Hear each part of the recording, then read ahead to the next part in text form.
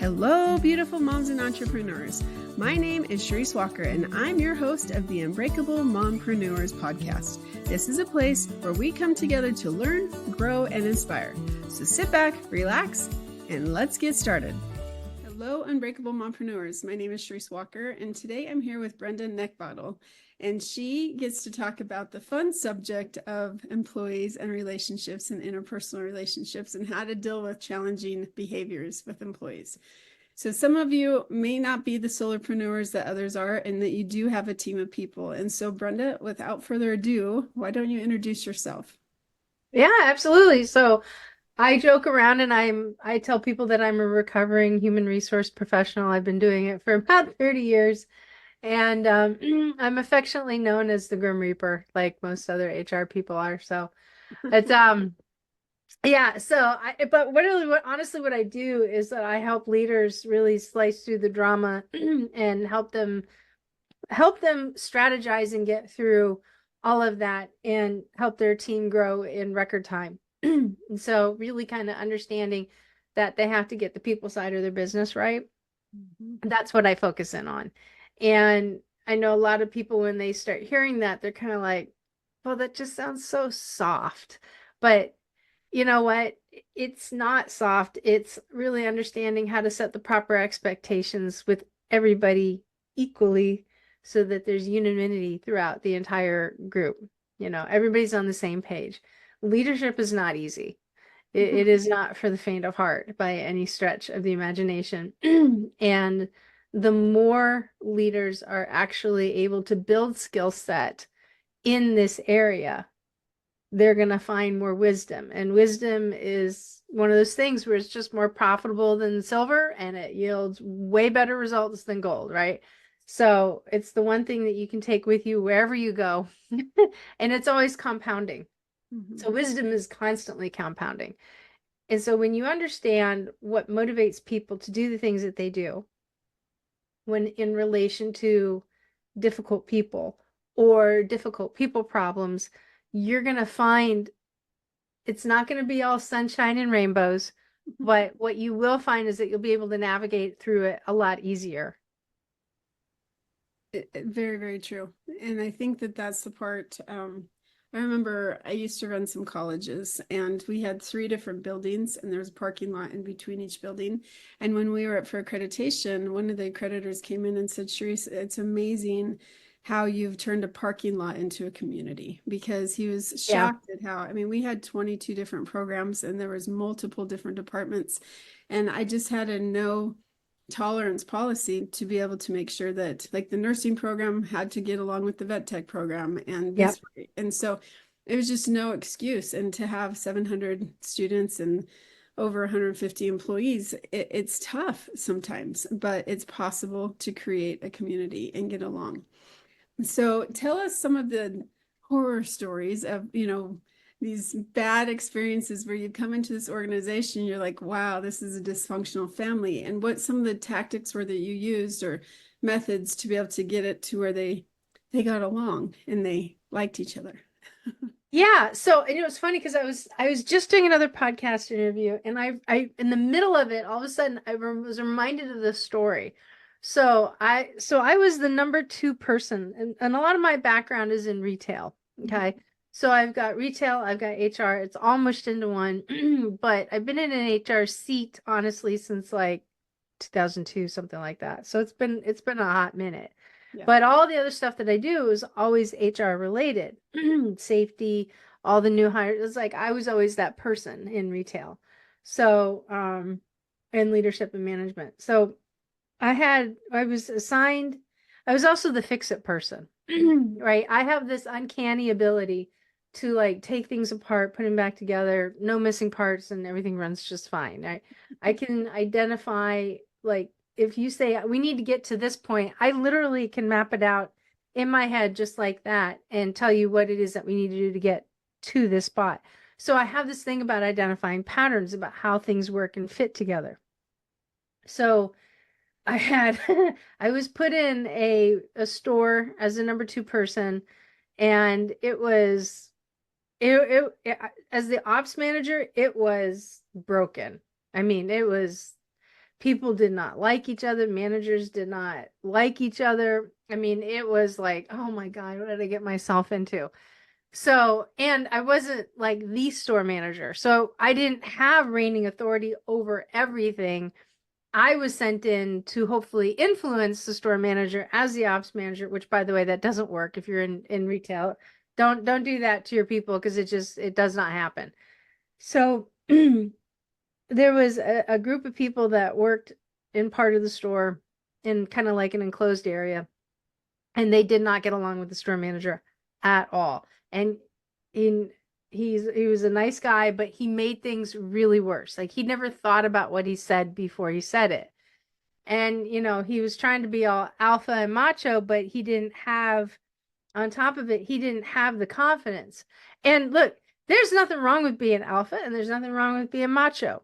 But if you don't have the confidence to back up that bravado, I'm going to tell you right now, they're going to run you over. And that's exactly what happened. So it was like every day for months, it was just hearing one side complain about the other side. And I just like, I had it.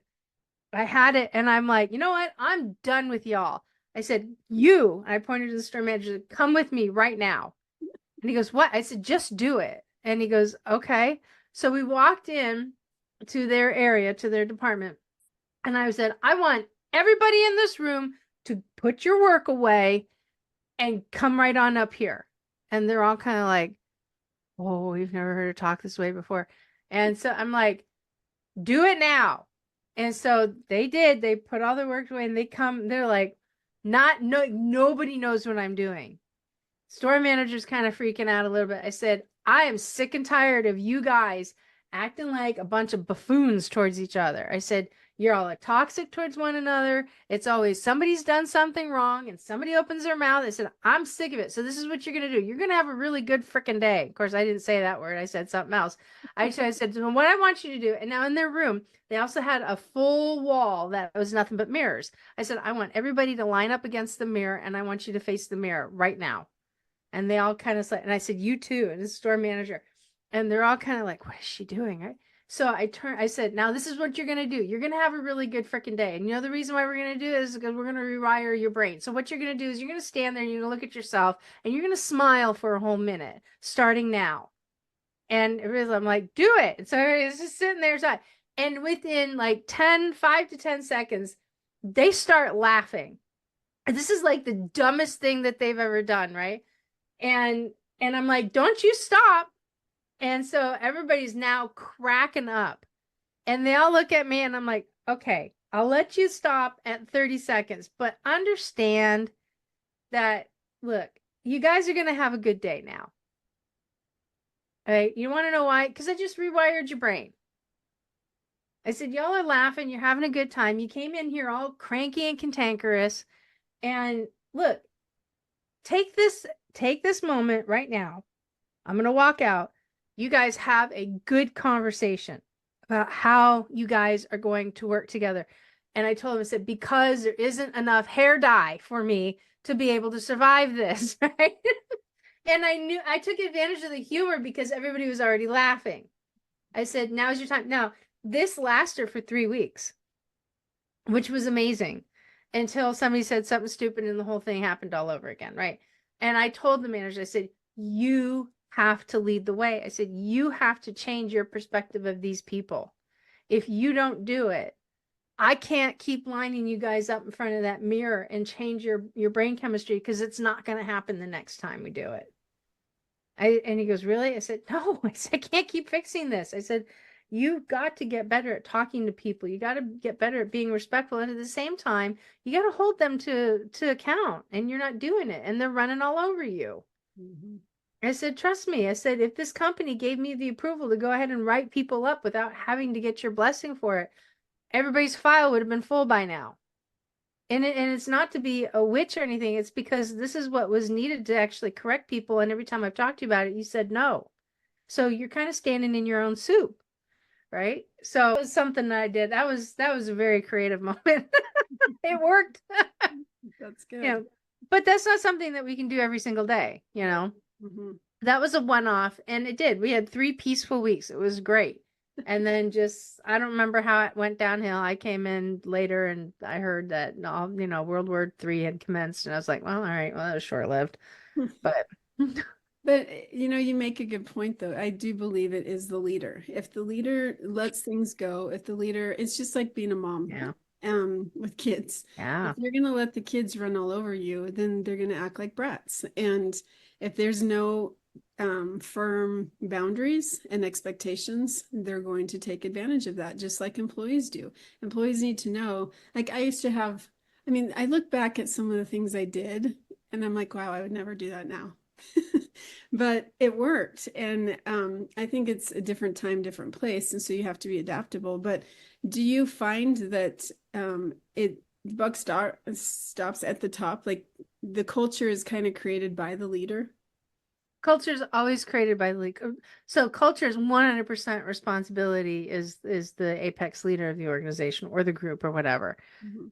The challenge is not everybody has got confidence or even knowledge to actually set boundaries and execute some form of um, consequence associated with it. You Mhm. know, in a different store. So it was really funny. I went from the bottom rank store to the top rank store in a year. And apparently that was always the plan. And when I got into the top rank store, I mean, we had similar issues, but not quite the same. And I remember this, I was training up my replacement. I was grooming him to step in and take over as the ops position as either I moved up within the corporation or I moved out, one of the two. Um, and so we had this one girl, I caught her 3 times in 15 minutes texting in the aisle. And the first time I was like, hey, listen, I need you to not text. I said it's not appropriate. It's against our company policy at the time. And she put it away. And then like within just minutes, I saw her texting again. And I walked up to her and I said, help me understand why you're continuing to text. You and I just had a conversation that it's against company policy. You're not supposed to have your cell phone out on the floor. So help me understand why you're doing it. She said, well, I'm like, yeah, that's all well and great, but that has nothing, there's no things on fire, right? So make sure you put it away. I don't want to see it out again. And then the third time I caught her, I didn't say a word. I didn't say a single word. And she's standing and I could see her very clearly. So she's at one end of the aisle, I'm at the other. And all I'm doing is just standing there looking at her. And I waited for her to come up. And I waited probably about a good 2 minutes, just standing there looking at her, totally oblivious to what was going on, not helping any customers, because that's the backbone of business. It's like we have to take care of our customers coming in. And I just sat there and looked at her. And when she looked up, she was like, she rolled her eyes and she put it in her pocket. And then I got mad. It's like you're getting all huffy with me for something that you're breaking. No, this is not going to continue to happen. So I pulled the guy that I was grooming into the office and said, "Hey," I said, "Bill, this is what I want you to do. I want you to go get her." I said, "Give me a minute." I said, "We're going to keep the lights off like normal, and I'm just going to sit here." I said, "And when she comes in, I'm not going to look at her." I said, "I just want you to watch what I'm about ready to do." He goes, "Yeah." I said, "Sure, great." And so he brings her in and she walks in. She goes, what? Now I have my head down on a pad of paper and I'm writing something stupid like I think Mary had a little lamb or just something, right? She's not going to look. And I knew that. And she comes in and she goes, what? And I said, let me ask you one question. I did not make eye contact with her. I did not take my eyes off of that pad of paper. And I said, how old do you think a human being needs to be in order to follow instructions? And she goes, 3. And I said, do I need to say anything more? And she's like, fine. She went out, she put her phone in her car, didn't ask her to do so. She came back in, finished the shift. 3 days later, she handed in her 2-week resignation. And I was like, not a problem. It's like, we wish you the best. If you don't think this is the right place for you because, our rules don't work for you, that's fine. Go somewhere where you think that they can. We wish you the best. We have no ill intention about that. But it was just simple. It's like, this is your decision. The bus is leaving, you're either on it or not. Mhm. You just tell me what you want to do, not a problem. But Mhm. if you can handle not texting on the sales floor, we'll be great. So, Rules. Yep. And the fact that she even said what the way she did, I probably would have had issues with that as well. Oh, why do you think I was writing something down? Because Because I knew she was gonna be upset. I just didn't know what it was gonna be. So mhm. when she came in with that very self-righteous attitude, I'm like, and then the and the thing is that, when you have somebody who's in that position, she knows she's doing wrong, Oh yeah. right? She knows she's screwed up. And so the way she's handling it, she's choosing, instead of stepping up and being accountable and just Mhm. say, hey, listen, I'm sorry I'm doing this. You're right. I'm wrong. I should be following the rules. I apologize. She didn't want to follow the rules. So what does she do is that she flips it around into like, I'm the bad guy, Oh, absolutely. Yep. right? So that is a great definition of a difficult personality, because she's not just doing the hair. She's got a set of standards and rules for her life that are outside of the boundaries of what it is that she wants to do. That doesn't work. She's not going to have a very fulfilling life. You're not going to have a successful employee, right? Even if your employees are only around for a year to 2 years, you still want them to be, successful. It's a hard world out there, you Mhm. know? So, even if she's just going to be around for a little while, that's fine. We want her to be, we want her to be an outrageous success, but that's not going to happen if she doesn't want to follow the rules. So it is absolutely nothing about me. Mhm. And so that was the reason why I was looking down, is because I knew she was going to get upset. And I knew that if I made eye contact with her, she was going to make the attempt to take the power position. Yeah. And it wasn't until I asked her the question that threw her off guard. And that was, how old do you think a human being needs to be before they can start following decisions? And then once she heard her answer saying 3, which I got that question from a friend of mine who like scolded her 7-year-old daughter that way one time. It was brilliant.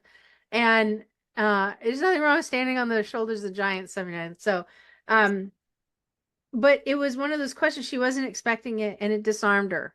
And it Mhm. disarmed her in a way where she was actually very honest about something. And when she actually heard it, it made her even angrier. Yeah. But it made her angry not at me, even though she was projecting that on me. She was angry at herself, but she's going to turn it on me because I'm somehow the bad guy for holding a rule or a policy, right? Happens all the time. Yeah. That is an immature individual, and teams do not grow with an army full of immature people. Mhm. But I feel like there's several immature people lately. And so it's hard. You have a you owe me type attitude with a lot of people lately. Not everyone, but times have changed from 20 years ago. And Oh, try so 5. Yeah, I try would agree. first. So what are some strategies you recommend for leaders who feel overwhelmed by all these changes? um, and the rapid changes that have happened. So, what are some of the strategies that a leader listening to this could take away right now? Give me two. So a lot of people are trying to, like, when they have a vacancy at work and a position, they're trying to fill that job as fast as possible. Mhm. That part makes sense. But you know what? Set yourself up in a way where you can actually have a process that works better for your company, that will help you identify the mature-minded individuals that are going to be put in the seat. I mean, we see it all in social media, people making posts about how they did this. There's a video that's gone viral over the weekend about a girl who was fired by the HR professional. She didn't come in to work. Her attendance was pretty bad in a very short period of time. And she just for some reason didn't think that it was a problem that she was a no-show, no call on her birthday because it was a birthday. She didn't think it was a problem showing up to work 36 minutes late because her cousin borrowed her car over the weekend to get back on time. So it's like she's not accepting responsibility, right? She doesn't seem to understand, or has it in her mind that, hey, listen, I need to step up because I'm obligated. I'm in this job. I've been given a chance. Now I'm obligated. We got some generational gaps in these types of norms and behaviors. They are a needle in a haystack. They're still trainable. Mhm. And when they're coming in young like that, you have an opportunity to help mold them. And when you set up those parameters in advance, like, this is how you succeed in this job. This is how you don't succeed. And when you succeed, guess what? Really great things happen. And when you don't succeed, guess what? Not so great things happen, right? if you set that expectation up front, then you have to tell me if this is a place that if you can handle this, if this you can step up and be the best version of yourself while you're here day in and day out, then we got something to work with, right? But during your hiring process, ask the right questions, because when you ask good questions, you get good answers. And then you can determine whether or not they're trainable. A lot of people just race through the interviewing process or the hiring process because they got to fill the gaps. To a degree, yes, you absolutely have to. But you know what? If you want to be more about quality versus quantity, then you have to place speed over vacancy, or vacancy. You know what I mean? So that analogy didn't come out very well, but you know what I was talking about. It's like you have to kind of slow your roll a little bit.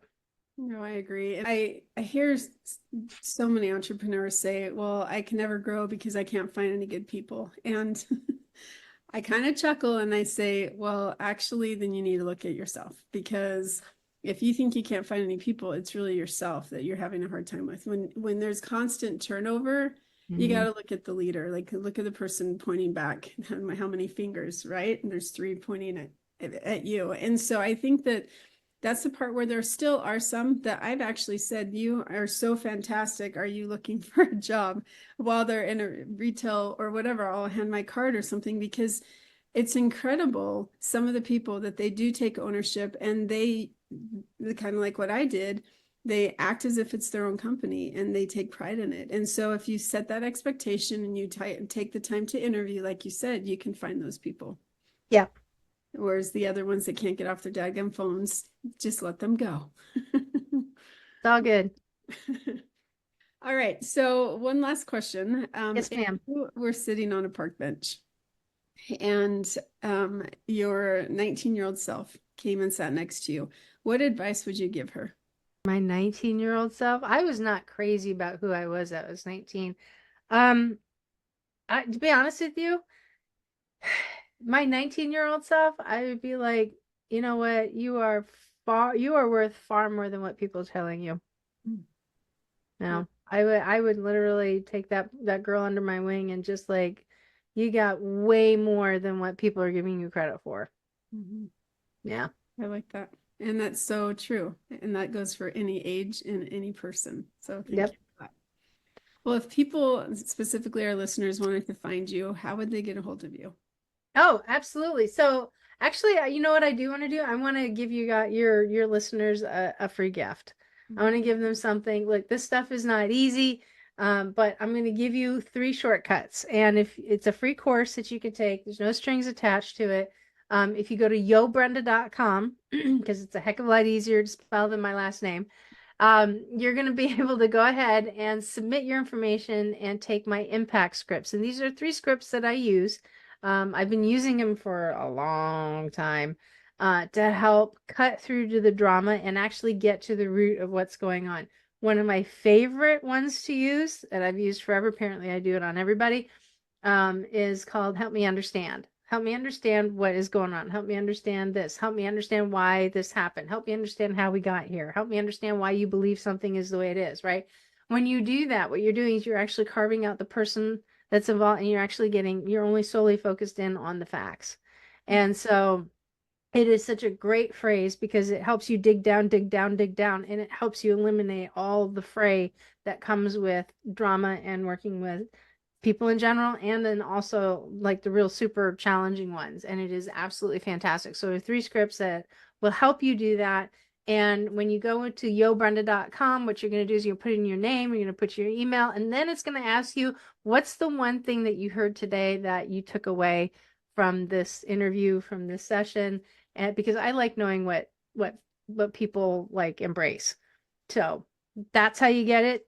And then if you take advantage of it, then I'll see you in the class. That's fantastic. Thank you so much. And no, thank you. Well, listeners, I hope that you take some advice from Brenda, that she just has great advice. She has great experience, and it is possible to find good people. You don't have to be a solopreneur forever. And if you want to scale and if you want freedom, you've got to be able to learn to trust people and get the right people on the bus with you so you can take off. So thank you so much, Brenda, for being on. Thank you. And listeners, go out and make it a great day. See you later. Beautiful moms, remember, you are unbreakable. Keep illuminating the world with your strength, pursuing your dreams, and reveling in the splendor of motherhood. This is Sharice Walker, bidding you farewell for now. Stay tuned for more empowering conversations on the next episode of the Unbreakable Mompreneurs podcast. Until then, keep shining bright. Signing off with love, Sharice Walker.